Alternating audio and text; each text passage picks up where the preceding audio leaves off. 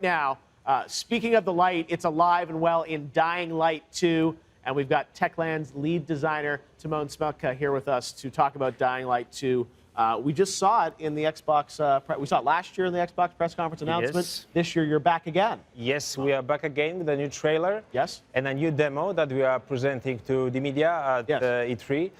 The biggest reveals of the trailer are twofold. One is that in the game you play as Aiden Caldwell, who is the survivor in this city where everyone is infected, and he is infected as well, and he's looking for a cure for this. And the other big reveal is, of course, the release date or release window, which is spring 2020, when the game will be released for PC, PS4, and Xbox One.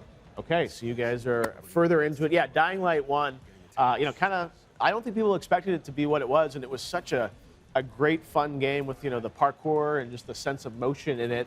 But in Dying Light 2, it's obviously much more expansive and sort of that day-night cycle. I mean, tell us a bit about how the gameplay is different. I think the biggest new element is the narrative sandbox, or your ability to make choices that have massive consequences on the game itself, from how it looks to how it plays to the events that occur.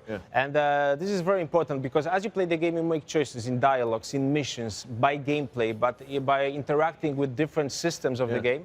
And they change not only how the story flows, but also how the city around you looks. So you basically can shape the whole sandbox space around you.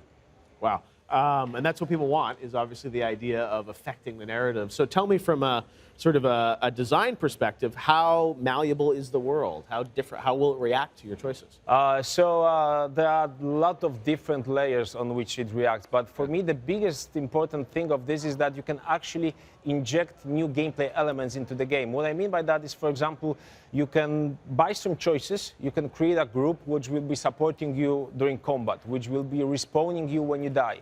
Or you can, for example, work with another set of people, and they will start working on the city itself for you. So they will start installing line bridges, zip lines, rope elevators, a lot of different things that allow you to move through the city with more ease. So basically, this is a lot of different systems that you can turn on and turn off in your game at your will by your choices in the game, in the narrative.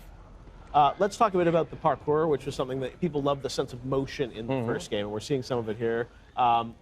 Anything new or different about sort of how mobile you'll be in the game? Yes, so we have said this last year, and we are confirming this, that we have doubled the number of parkour moves. So there really is a lot of those sweet, cool, agility-fueled moves that you can do. Also, the interactive is way more, the environment is way more interactive. So, for example, there are things that break when you run on them, platforms that fall, ledges that break as well. So you have to act quickly to be able to follow where you want to follow. We also add a lot of new gameplay tools for you to use. One of the reveals of this year's E3 is the fact that aside of grappling hook, which was a gamer's favorite from the first one, we also have another thing, which is the paraglider, which allows you to fly from building to building. This is presented, showcased in the demo that we have for the media.